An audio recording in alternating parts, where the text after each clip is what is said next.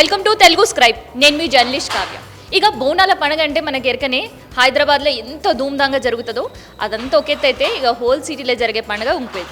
ఇక పండగ అనేసరికి మనం కేవలం బోనాలు, పోతరాజు, రంగం, భవిష్యవాణి కార్యక్రమాలు మాత్రమే మనకి ఎరక. కాకపోతే ఈ పండగల దాదాపు 24 కుల వృత్తుల వాళ్ళు వాళ్ళకు దోచిన సేవ అలా అమ్మవారికి చేసుకుంటారు. ఇక అట్లనే పద్మశాలీలకు సంబంధించి మనం చూస్తుంటే హోల్ సిటీలో జరగబోయే బోనాల జాతరకి సింహవాహిని శ్రీ మహంకాళి అమ్మవారు చేనేత చీరలో భక్తులకు దర్శనం ఇవ్వబోతుంది. సో ఆ చీర మస్తు నిష్టగా నేస్తున్నారనమాట. సో ఒక్కసారి ఆ చీర కూడా మనం చూసేద్దాం. ఎందుకంటే ప్రతిసారి అమ్మవారికి బోనాల జాతర జరుగుతుందంటే పట్టు వస్త్రాలు సమర్పిస్తూనే ఉంటారు. అటు ప్రభుత్వం నుంచి కావచ్చు, ఇక్కడ మొక్కుబడులు కావచ్చు, భక్తులు కావచ్చు, గుడి తరఫున కావచ్చు, గుడి కమిటీ వాళ్ళు కావచ్చు. ఇక నేను ఇట్లా చెప్పుకుంటూ పోతే పెద్ద లిస్టే ఉంటుంది అనమాట. సో ఇట్లా ఎవ్వరు సమర్పించినా కానీ అమ్మవారి గుడిలో అయితే తీసుకుంటూనే ఉంటారు. కానీ అమ్మవారికి కట్టే చీర చాలా పవిత్రంగా ఉండాలి, చాలా ప్రత్యేకంగా ఉండాలి అని కమిటీ వాళ్ళు నిర్ణయం తీసుకున్నారు.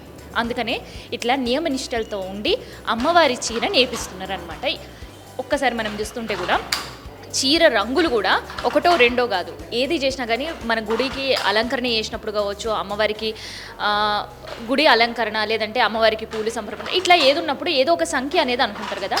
అట్నే ఈ చీరలు కూడా ఒక సంఖ్య అనుకున్నారు. సో 5 రంగులు, పంచ రంగులతో అమ్మవారి చీర నేస్తున్నారు. ఇక అమ్మవారి చీర ఎట్లుందంటే పసుపు పచ్చ, అంటే పసుపు కలర్ ఇండికేట్ చేస్తూ, ఎందుకంటే అమ్మవారికి పసుపు కుంకుమలు అంటే చాలా ఇష్టం కదా. సో అదే కాన్సెప్ట్ తోటి అమ్మవారికి సంబంధించిన చీర కూడా ఒకసారి మనం చూస్తే పసుపచ్చు రంగులో ఉంటుందన్నమాట. ఎల్లో కలర్ దాంతో పింక్ బార్డర్ అండ్ గోల్డ్ కలర్తో పాటు నెమిలంచి చీరలు అని మనం విన్నాం. బతుకమ్మ పాటలలో కూడా మనం వాడుకుంటాం కదా. సో అట్లా మనం వాడుకున్న పాటలు మన కళ్ళకు గట్టినట్టు ఇప్పుడు అమ్మవారి చీర రూపంలో కానొస్తుంది మనకి. సో నెమిలంచి చీర అమ్మవారు కట్టుకోబోతుంది. ఆ అమ్మవారికి అలంకరించే చీరని మస్తు నిష్టగా నేస్తున్నారు అనమాట. మరి ఈ చీర నేస్తే వాళ్ళతో మాట్లాడదాం. అండ్ ఈ కార్యక్రమం అంతా కూడా భక్తుల సహకారంతో ప్రతి ఏడాది ముంగడుగు పోతుంది అనమాట. సో వాళ్ళకి సంబంధించి కూడా ఒకసారి మనం మాట్లాడదాం. సో అమ్మవారి చీర అయితే మస్తు నిష్టగానే వేస్తున్నారు. ఎన్ని రోజులు షురూ చేసి? ఇప్పుడు షురూ చేసి 8 days అయింది మేడం. రేపు మార్నింగ్ వరకు కంప్లీట్ అయిపోతుంది. అమ్మవారికి సమర్పించడానికి సిద్ధంగా ఉన్నది. ఈ యొక్క మనల్ని స్ఫూర్తిగా తీసుకొని మా బ్రదర్ ఇప్పుడు అనిలు ఇది కార్యక్రమాన్ని మొత్తం సహకారం అందిస్తున్నాడు.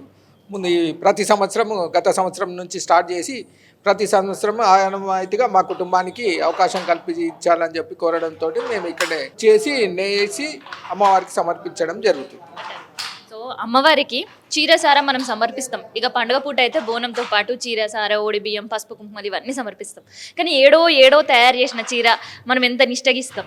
కానీ ఇక్కడ అంత పవిత్రంగా తయారు చేస్తున్నారు. దీనికి మీరు స్పాన్సర్ చేయడం కావచ్చు, ఇదంతా దగ్గరుండి ఖర్చు చూసుకోవడం కావచ్చు, ఎట్లా అనిపిస్తుంది మీకు? ఇది మాకు మా కుటుంబానికి, మా పూర్వీకులకు, మా మార్కండేయ స్వామి అనుగ్రహం అనుకోవాలి. ఎందుకంటే అందరూ తీసుకొచ్చి సమర్పిస్తారు. నాకే అన్న చేసిన దానికి నాకు స్ఫూర్తిగా వచ్చింది. అరే నేను కూడా చేయాలి. మా ఏరియా నేను పుట్టి పెరిగింది ఇక్కడనే, లాల్ రోజులనే ఇక్కడనే పుట్టిన, ఇక్కడనే పెరిగిన. గుడికి మెంబరు అందరితో డిస్కషన్ చేసిన, అన్న ఇట్లా నేను చేస్తా అంటే చేయి తమ్ముడు బాగానే ఉంటుంది అన్నారు. చైర్మన్ గారితో కూడా, రాజేంద్ర యాదవ్ గారితో కూడా మాట్లాడి, అన్న ఇట్లా చేస్తా చేయి మంచిదే అన్నారు. గుడి కాడ ప్లేస్ లేదని చెప్పి మా రిలేటివ్స్ లేదు, ఇక్కడనే పెట్టి స్టార్ట్ చేసిన. లాస్ట్ ఇయర్ చేసిన, ఇయర్ కూడా స్టార్ట్ చేసిన. మా ఫ్యామిలీ మొత్తం వెరీ హ్యాపీ. అందరికీ దొరికే అదృష్టం.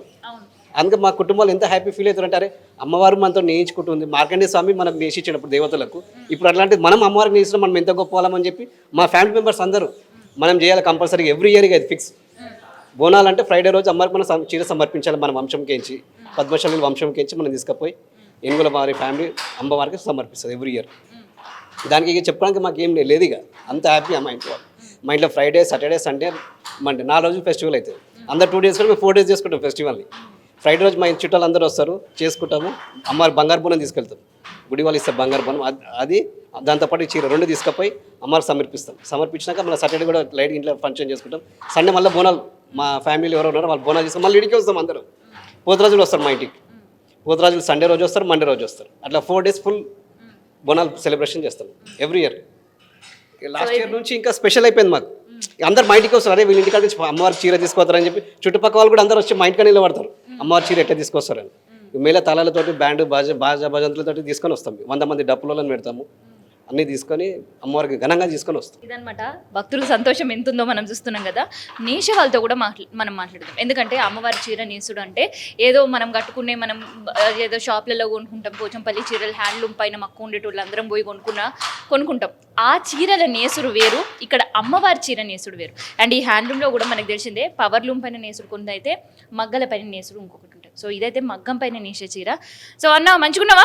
మంచిగా ఉన్నాం మేడం, మీరు బాగున్నారా మేడం? మంచిగున్నానే. సో అమ్మవారి చీర నేస్తున్నాం, నాకు చాలా సంతోషంగా ఉన్నది మేడం.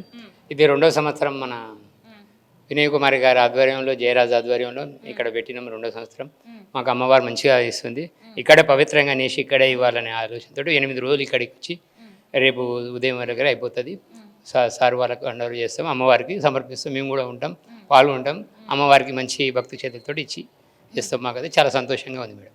అయితే నేతన్న మీరు మీకు చెప్పాల్సిన అక్కర్లేదు. కొన్ని వందల చీరలు నేసి ఉంటారు, కొన్ని వేల డిజైన్లు నేసి ఉంటారు ఇదే మగ్గం మీద. కానీ అమ్మవారి చీర నేసుడు అనేది వేరు. సో ఎట్లాంటి దీక్షలు ఉంటారు మీరు ఈ 9 రోజులు? ఉదయం లేచి పవిత్రంగా స్నానం చేసి మేము పూజ చేసుకొని పవిత్రంగా చేసి దీని నిష్ఠతోటి ఉండి చేస్తాం. ఏది అది ఇది ఏమి చేయకుండా శుభ్రంగా ఉండి చేయాలని ఇక్కడ పెట్టి ఉన్నాం. అందువల్ల ఇంటి దగ్గరికి ఇక్కడికి చాలా ప్రత్యేకత ఉంటుంది. అందువల్ల ఎన్ని గంటలు నేస్తున్నారు రోజుకి? రోజుకు ఇప్పుడు 12 గంటలు నడుస్తుంది మేడం. ఇద్దరం కలిసి చేస్తున్నాము. నా పేరు ఇడ వెంకటేశం, ఆయన చిన్న ఉపేందరు. నేను పోచంపల్లి నుంచి, అంటే మాది సామ్లవారి లింగోటం నుంచి, ఆయన ఆలేరు జనగాం నుంచి వచ్చాడు.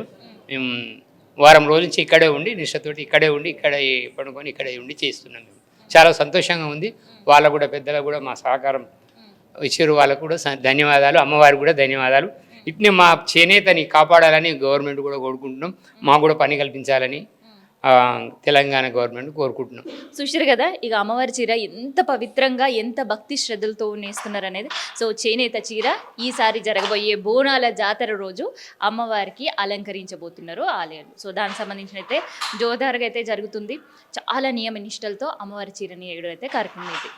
మొట్టమొదటిసారిగా శ్రీ ఉజ్జయిని మాంకాళి అమ్మవారికి పట్టు చీర స్వయంగా నేసిన తర్వాత తర్వాత సికింద్రాబాద్లోని శ్రీ గణపతి దేవాలయము నవరాత్రోత్సవాల సందర్భంగా, అలాగే సీతారామచంద్ర వారి కళ్యాణోత్సవం సందర్భంగా భద్రాచలంలో రాష్ట్రంలోని విశిష్ట గల దేవాలయాల్లో ఇవన్నీ నేసి ఇవ్వగలగడానికి ముఖ్యంగా కారణమైనటువంటి మీడియా మిత్రులకు, మీ యొక్క ఛానల్కు ప్రత్యేకమైనటువంటి అభినందనలు తెలియజేస్తున్నాను. ఇక ముందు కూడా మీ యొక్క ప్రచారం వల్ల మాకు సహకరిస్తున్నటువంటి భక్తులకు, మా యొక్క కుల బాంధవులకు ప్రత్యేకమైనటువంటి అభినందనలు తెలియజేస్తున్నాను.